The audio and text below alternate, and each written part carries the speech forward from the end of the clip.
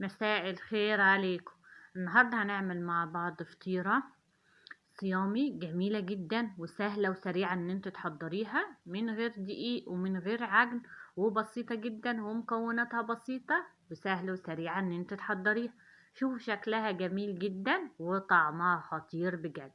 ويلا بينا نبدأ في الوصف. اول حاجة معايا لفة من الجلاش، يعني اي لفة جلاش موجود عندك في التلاجة حتى لو متكسرة هتنفع معانا. بسيبها زي ما هي كده بالطول وابتدي اقطعها شرايح. علشان كده انا قلت لو لفة الجلاش عندك بقى متكسرة ومش عارفة تعملي بيها ايه، فالوصفة دي هتبقى مناسبة معاها جدا. بنقطعها شرايح بالشكل ده. وياريت اللي بيتفرج عليا لأول مرة يشترك معايا ويفعل الجرس على الكل عشان ينزله كل الفيديوهات الجديدة، ولايك للفيديو. ياريت كلنا نحط لايك للفيديو.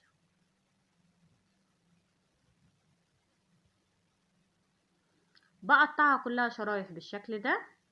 بعد ما قطعتها بجيب بولة واحط بقى فيها ايه اللي انا قطعته ده.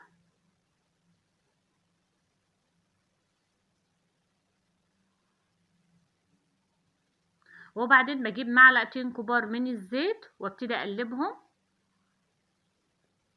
بوزعهم كلهم في ورق الجلاش.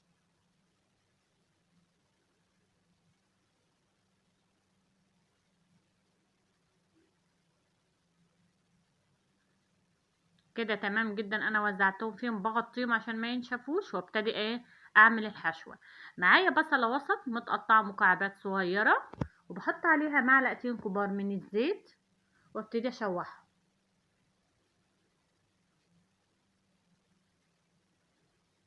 بقلب فيهم اول ما البصلة تدبل معايا بالشكل ده كده. بنزل بواحدة من الفلفل مقطعاها مكعبات صغيرة.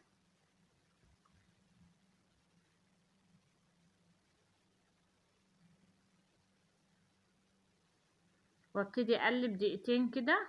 وبعدين معايا نص كوباية من فول الصويا نقعها لمدة ساعتين في مية، وبعدين صفيتها من المية بقت معايا بالشكل ده.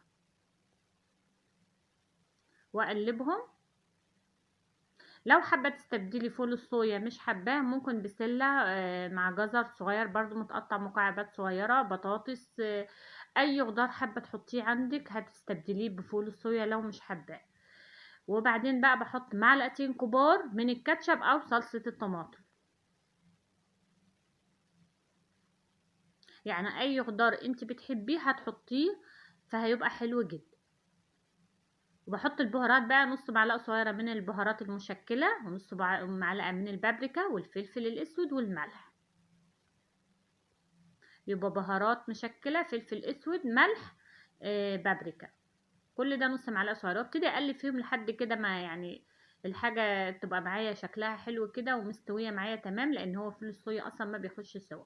لو هتحط خضار زي ما اتفقنا اي خضار بتبقي تحطي له يعني تسويه، تستنى عليه لما يستوي عشان ايه يبقى مستوي معاكي وجاهز معاكي.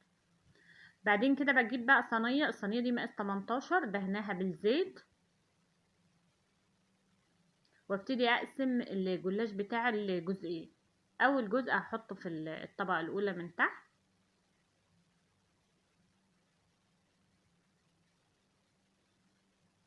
بسويهم.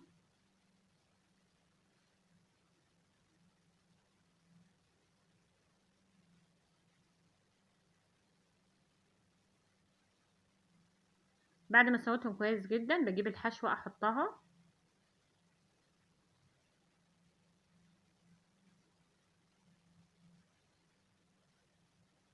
حشوه بسيطه جدا وسهله وسريعه وطعمها خطير جدا. هوزعها في النص، بس ما بجيبش على الاطراف عشان ما تتحرقش مني.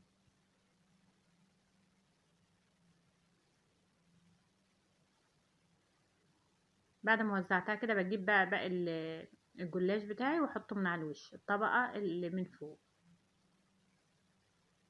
يلا بقى الكل يحط لايك للفيديو.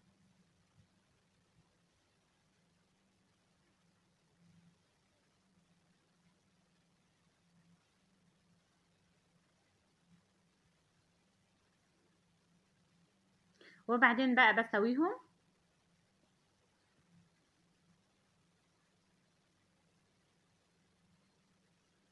كده، بنسيبها على جنب.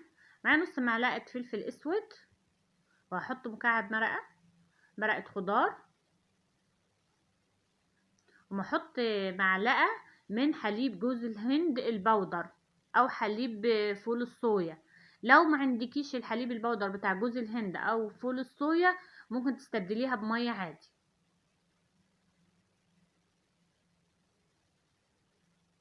يعني تحطي مية وتدوبي بالشكل ده، بس انا بدوب بس المكعب المرقة عشان يدوب معايا كويس، لان المية ما كانتش سخنة، فعشان كده ايه ما دابش معايا كويس. بس هوزعه كده، وهو لما بيدخل الفرن هيسيح معاه. وطبعا ما بنحطش ملح عشان هو مكعب المرقة فيه ملح، فمش محتاجين ان احنا نحط ملح تاني، فما تحطيش عشان ما تبقاش مالحة منه. كده تمام جدا. معايا بقى موتزاريلا الصيامي، دي متوفرة موجودة في كل مكان، بنحطها مع الوش. لو مش موجودة عندك عادي مفيش مشكلة، اعملي الوصفة وحطيها في الفرن على هذا الوضع، هتبقى برضو جميلة جدا. بس الجبنة الموتزاريلا بصراحة بتدي طعم وبتدي شكل حلو جدا في التسوية. بس برضو لو مش عندك برضو الوصفة هتبقى حلوة جدا، سويها على هذا الوضع وهتبقى جميلة جدا برضو. بعد ما حطيت الجبنة الموتزاريلا كده بدخلها الفرن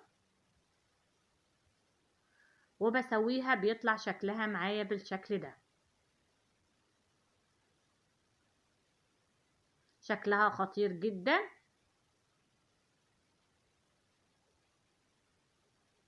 بندخلها الفرن، اول ما بتستوي من تحت بطلعها في الدور التاني واسوي الوش بتاعها من فوق بالشكل ده. وبحاول بقى اطلعها من الصينيه بتاعتي، ده شكلها رهيب فعلا، وغير ان هي طعمها خطير جدا وسريعه ان انت تحضريها. انا هقطعها اوريها لكم.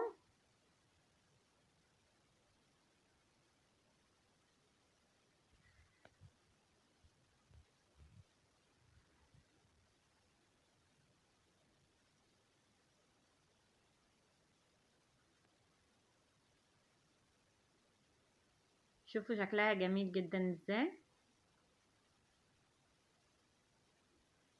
وهتعجب الاولاد ان شاء الله.